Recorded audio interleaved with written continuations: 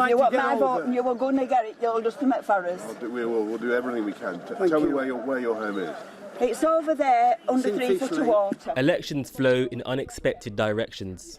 You took your time, Boris, haven't you? Yeah. Where you been? Well, we've been on it round the clock. Is there anything in particular that you'd like us to do, sir? No, thank you. No? No. We've got everything you need, then. All right. The political tide has carried the Prime Minister into Yorkshire to face anger over his response to the floods. Hello, how are you doing? All right, thank you. Yeah. I'm not very happy about talking to you, so if you don't mind, I'll just know tell me what I'm doing. If you've not helped us express, I don't want you to do so.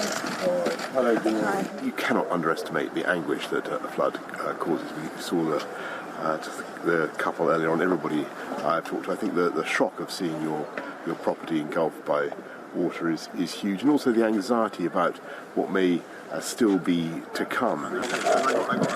Boris Johnson had been reluctant to declare a national emergency, but today he arrived with over 100 military officers as he was shown around the town of Stainforth.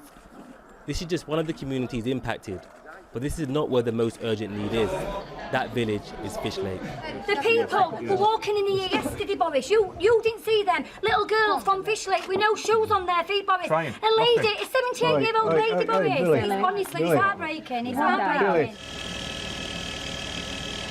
The village of Fish Lake is still underwater. This is the area the Prime Minister was told he needed to see.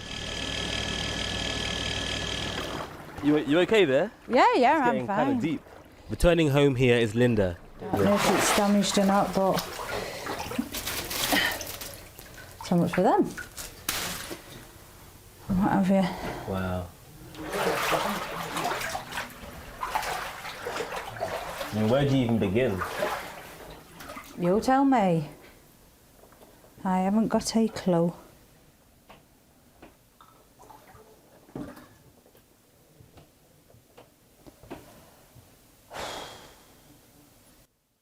As you can see, we put them onto milk crates because I can see it from here to try and save it, but it would come that quick, too high and what have you, that's it. So, how long before you noticed the water kind of gushing up the road, and then how long before all of this was underwater? Half an hour. 30 minutes? Yeah, about that, yeah. Linda has lived in this house since her son was born. He's now 32. Boris Johnson was not planning to come to Fish Lake, but residents said he had to. And he arrived after pressure from resident Pamela.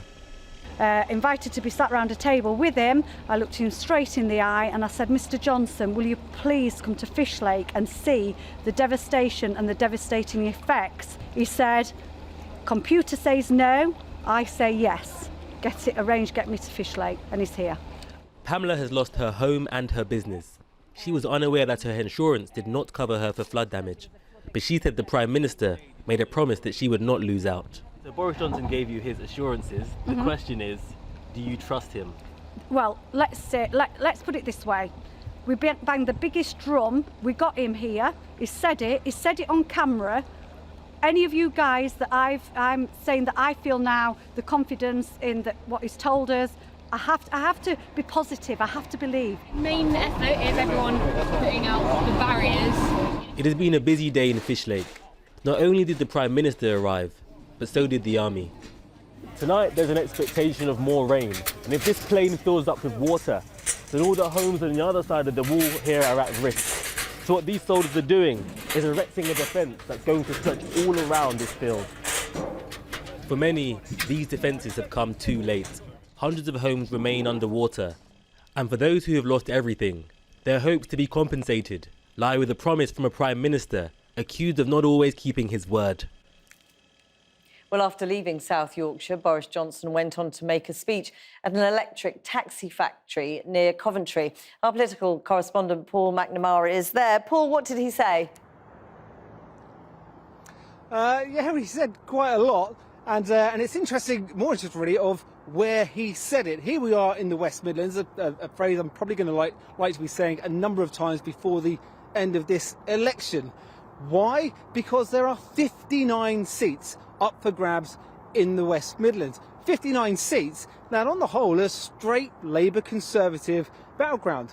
Many of them voted for Brexit. Many of them have returned both Labour and Tory MPs in the past, and many of them are far less entrenched in traditional red and blue loyalties. In short, if the Prime Minister is going to get his majority, it's around here that he's going to have to win if he's going to do that. This evening, he was at this factory. There was a lot of hyperbole that you imagine in a typical Boris Johnson speech, but in the middle of it all, there were two announcements. One of them, Mr Johnson says British workers will get priority on public procurement contracts post-Brexit, and two, £18 billion will be invested in research and development within 5 years, the biggest ever sum to pioneer technologies like electric cars, which they make here. There was also an awful lot of get Brexit done. That phrase repeated a number of times. And whenever he was asked difficult questions, that's the message that he came back to. Today, former Cabinet Minister David Gauke has come out and said that the country, would be better off if Boris Johnson didn't get a majority. Mr Johnson was asked a straight question, simply, if your former Cabinet Ministers don't trust you, why should the public? A simple question. This is how he answered. What we are doing and what we have done since I stood on the steps of Downing Street, this is a one-nation government that is driving the people's priorities. This is a government that is determined to get on and deliver the priorities of the British people. And the thing that's blocking us at the moment is that Parliament won't put Brexit through. That is the problem. Unless you vote for a working majority Conservative government, you end up with a coalition led by Jeremy Corbyn and years, as far as I can see, of paralysis. Yeah, not really sure we got an answer to that question there. But what was interesting today is that we got an insight into how the rest of the campaign may play out. We heard an old line trotted out, coalition of chaos, a number of times, straight out of the 2015 David Cameron playbook. The point he was making was that the Tories only need to lose a number of seats, and what you're looking at is Jeremy Corbyn backed up by Nicola Sturgeon and the SNP. Straight out of David Cameron's playbook, of course, the playbook which brought David Cameron a majority. The other thing that we saw trotted out, or the other thing that is stealing from the 2015 playbook, is keeping media appearances to a minimum. We are 8 days into this campaign, and this is the first major speech that we've had. And you only need to look at how the public reacted in Fishlake to see why he might be sticking to that strategy. Thanks, Paul. Now, the former Conservative Cabinet Minister, David Gauke, joins us now. David Gauke, thank you very much for joining us. Just 4 months ago, you were the highly respected Justice Secretary, generally regarded in the party as a safe pair of hands, and today you're battling basically to unseat Boris Johnson and your old colleagues. Well, what I think is that the government policy on Brexit, and in particular the refusal reckless course of action, and the Conservative Party, that should be the party of economic competence, of wise government, is pursuing an approach which I think is irresponsible. And I think there are a lot of long-standing traditional Conservative voters who feel very uncomfortable with the approach and the failure to be straight with the British public that if we are going to get a free trade agreement with the European Union, it's going to take more than 11 months. It's going to take some time, and it's simply not possible to do it on a timetable that says we will leave the implementation period, do or die, at the end of next year. That is a recipe for a WTO, in other words, no-deal Brexit. But, Mr Gauke, you have therefore had an experience most of us have never had anything to do with, and that is working for a Prime Minister in the form of Boris Johnson. Is he any good?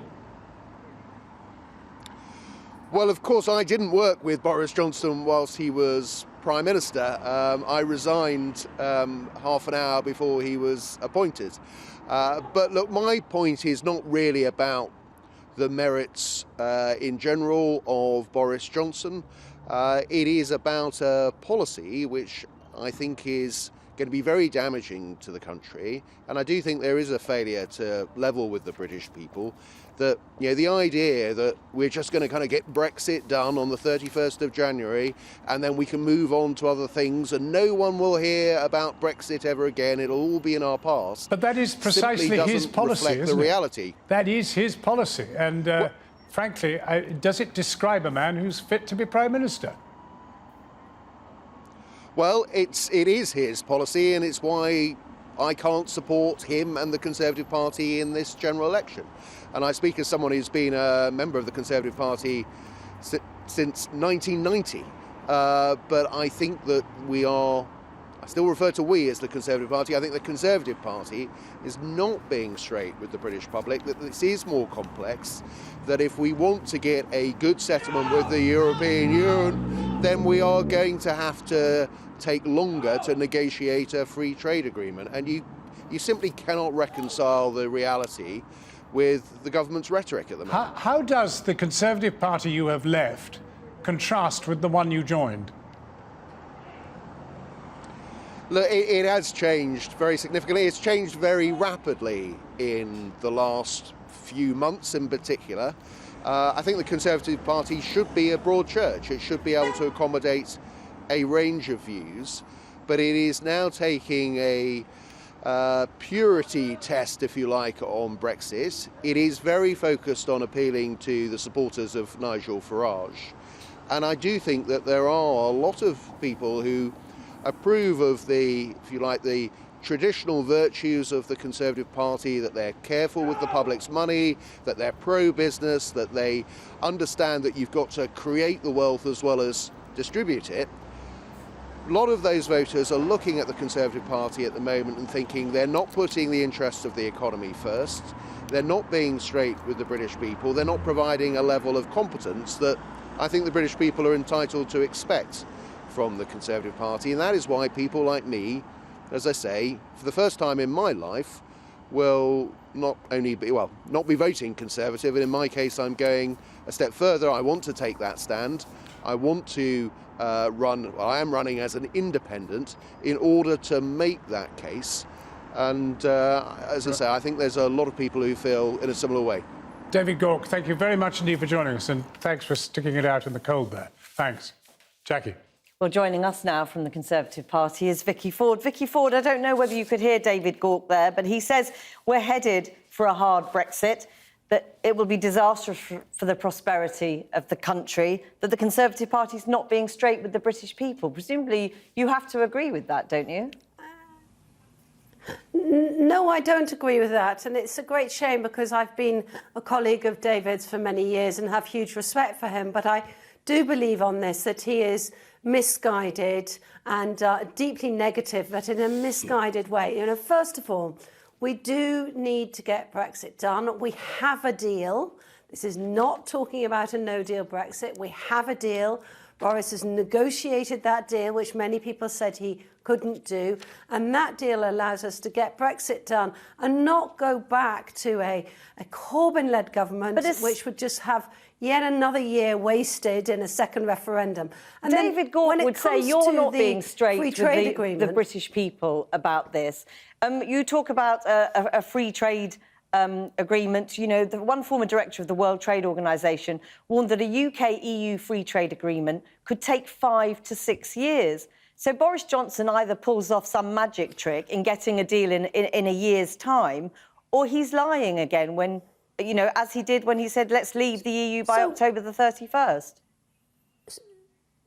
So what I would say about that is all the tricky parts of a free trade agreement have already been agreed, not only by us, but by the 27 other countries as well. That's already been agreed as part of the negotiated package that Boris has agreed, that Boris Johnson has agreed with the EU 27. So all the tricky parts have been agreed. We've had a Trade Department that's been working for the past 3 and a bit years on getting the detail right as well. So that can be done. Listen, I was a member of the European Parliament for 8 years, right in the thick of negotiations with the EU, and I have seen how when they need to act fast, they can act fast. You will know. And when the tricky elements of a deal have been agreed, then they can be agreed quickly. Then you will know a Canada-EU deal took 7 years. A Japan-EU deal took 6 years to negotiate. David Gauke says the Conservative Party are not being straight with the British people because they are presenting a sort of ridiculous, let's get Brexit done, as if it's an easy thing that will be done quickly, and that's simply not true. But what I would say is that both Canada and Japan were starting from very different places. We're starting from a place where we are already each other's largest trading partner.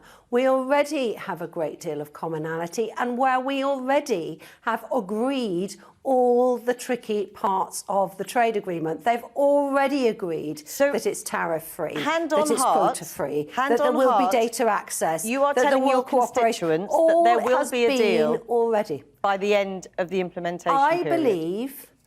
I believe that it is in everybody's interest to get that done, and that it can be done. It may be in everybody's interest to get it done, but I'm asking, hand on heart, are you telling your constituents you are absolutely clear it will be achieved? Hand in heart,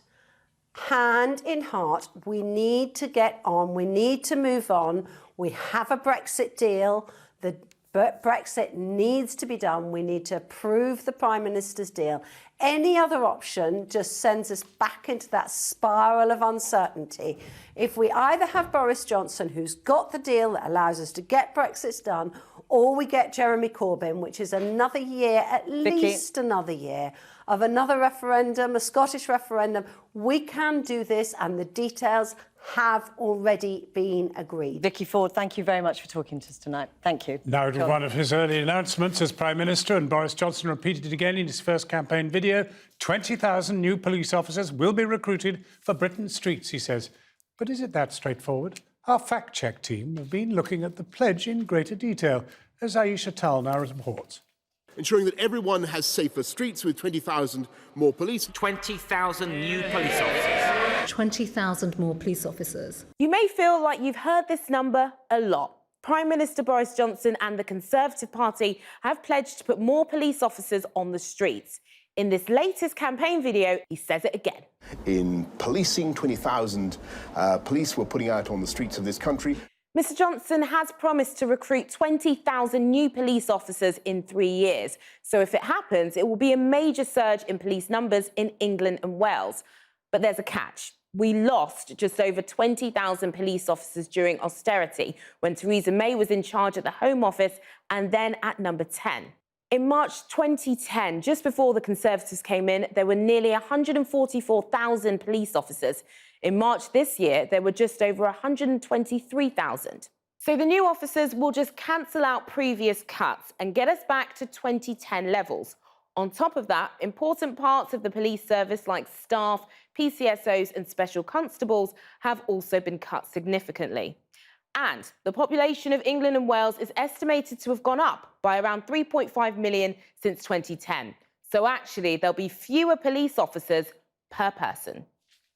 And later on in the programme, we'll have the latest in our Target Voter series. We'll be looking at claims that British Indian Hindus are being pressured on social media to vote Conservative.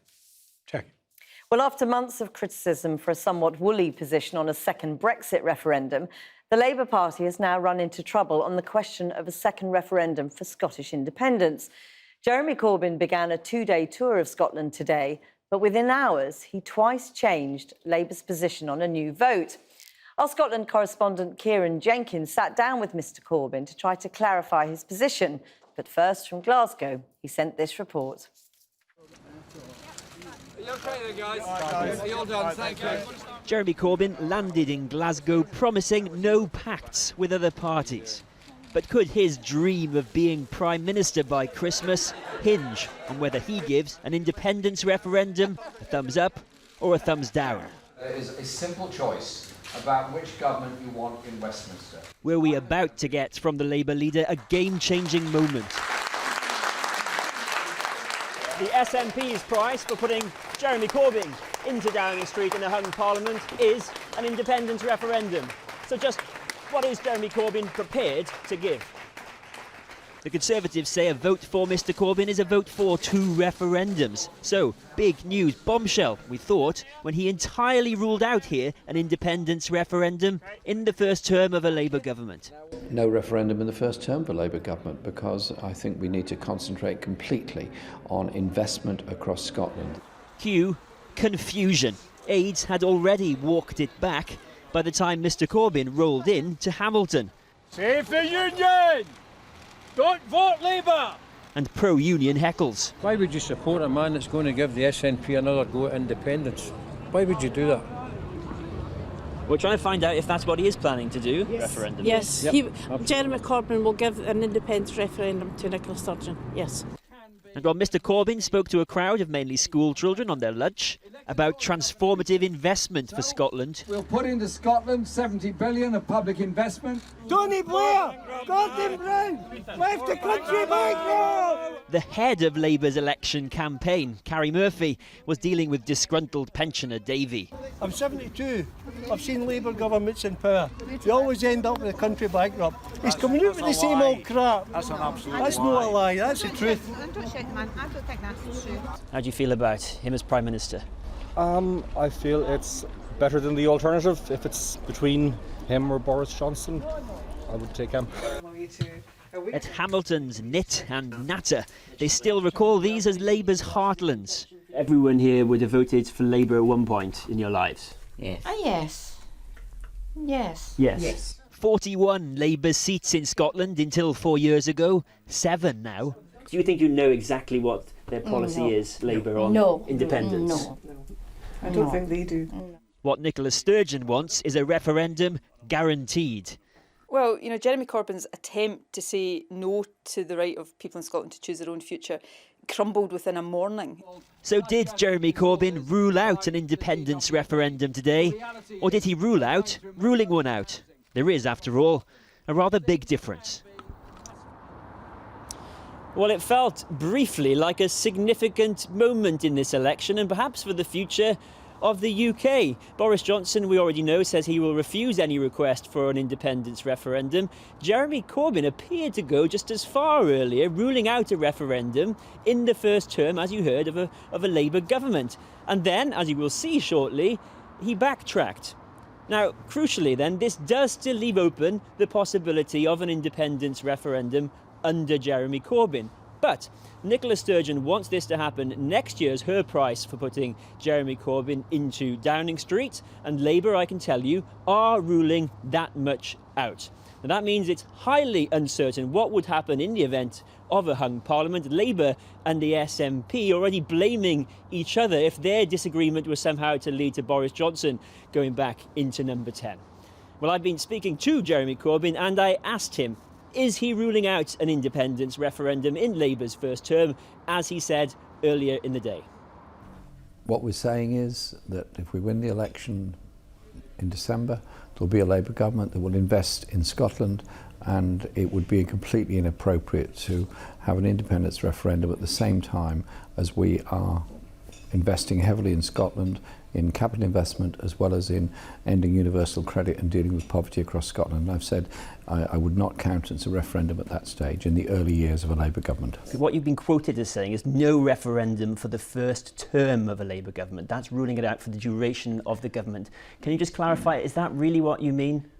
What I mean is that I want to lead a government that will invest in Scotland, and I think it would be completely inappropriate to hold an independence referendum at that time. In the early years of a government? In the early years of a Labour government. So you're not ruling it out for the duration of the government? In the early years of a Labour government. OK. So it could happen at some point during a Labour government. In what circumstances might an independence referendum happen under a Labour government? You're getting into quite a lot of hypotheticals. That's one hypothetical. You've just said it could happen. I'm asking you in what circumstances it could happen. We will rule it out in the early years of a Labour government because I want to invest instead in Scotland and deal with the problems that Scotland has. And I think that is quite sufficient for this stage. If an independence referendum is the price for you becoming Prime Minister in a hung Parliament, would you then countenance an earlier referendum? We're not doing deals with anybody. We will go into government with the result of the general election and we will govern across the whole of the UK for an investment-led strategy and the end of austerity in Britain and redistribute power and wealth within our society. So you'll force the SNP to make a choice. They're not going to get an independence referendum in the timescale that they want it, 2020. I can't believe that the SNP would want to keep a Tory government in office. I can't believe that the SNP, who claim to be opposed to austerity, would want to keep a government in office that's brought such havoc to the lives of the poorest people across Scotland. Have you decided yet whether you'll vote to remain or leave in Labour's second Brexit referendum? We will negotiate within 3 months of going into office a credible leave option with the European Union, which would be a customs union, market access, protection of the Good Friday Agreement and dynamic relationship on rights. In other words, the rights of work, consumer and environmental would not fall below European standards. And then within 6 months we'd put that to a referendum. After the negotiations there would be a special conference of the Labour Party who would then take us forward into that referendum. And at that point you can ask me the same question. Because we know where Scottish Labour stand, we know where John McDonnell stands. Do you think people voting in this election deserve to know what the next Prime Minister will vote for in his own referendum? Does he actually want to stay in the EU or does he want to leave? Isn't it incredible that we don't know that?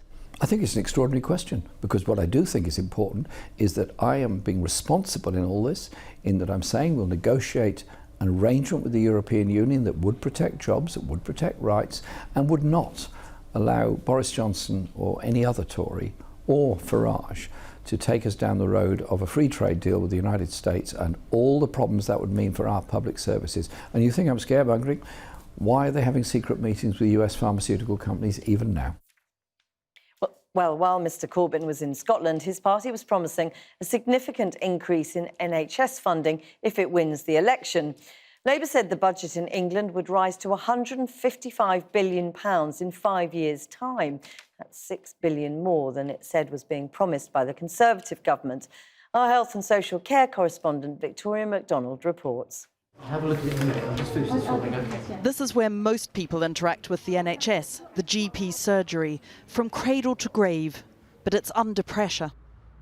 Over the last decade, I've seen waiting times increase, and it's increased very significantly.